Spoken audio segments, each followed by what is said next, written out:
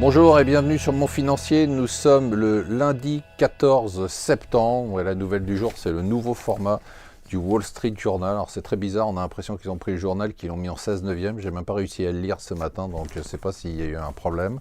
Bon, en attendant, la nouvelle du jour pour le Wall Street Journal et pour beaucoup de journaux, c'est carrément la fermeture des frontières, ou quasiment le contrôle des frontières en Allemagne. La générosité a forcément ses limites puisqu'ils sont totalement débordés. Alors si demain, vous, Européens, vous devez aller en Allemagne, eh bien Schengen est rétabli.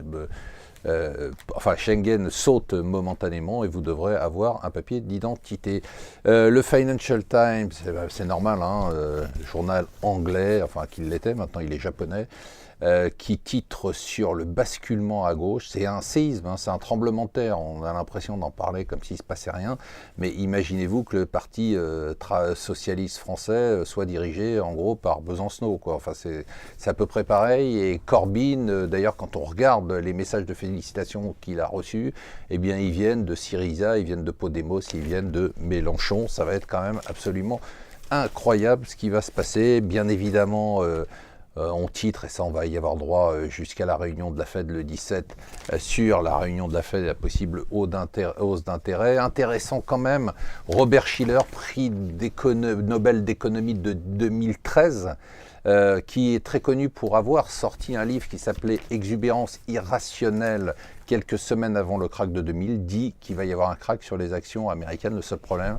ça c'est un tout petit peu gênant, c'est qu'il ne dit pas quand ça va se passer. Read my lips, no more taxes. Plus de hausse d'impôts, nous avait dit François Hollande. Et voilà une taxe pour la redevance audiovisuelle, 80 millions pour les groupes télécoms. Alors vous pourriez dire on s'en fout, c'est les groupes télécoms, c'est pas nous, mais bien évidemment ils vont récupérer cette hausse et vous allez payer 1 euro de plus pour la redevance audiovisuelle. Le pire, c'est que c'est pour une France Télévisions principalement qui ne sait pas faire d'économie, dans lequel c'est une gabegie totale et un clientélisme incroyable. Et d'autre part, on va financer la création donc d'une nouvelle chaîne d'infos qui est créée uniquement avant les élections pour avoir une chaîne de gauche d'infos de gauche face à BFM et iTélé. Si vous le pouvez, achetez une Smart. Il faut soutenir ceux qui, comme Smart, font voler en éclats cette loi pourrie des 35 heures qui nous a plombé depuis des années. Ils sont repassés, et c'est un vote de la base, ils sont repassés en 39 heures. Bravo, si vous avez une action à acheter, je me mêle rarement des actions, mais achetez Énergie. Botkrew, le patron d'Énergie, dit que tout le monde le courtise et que globalement un jour il vendra, mais pas à ce prix-là.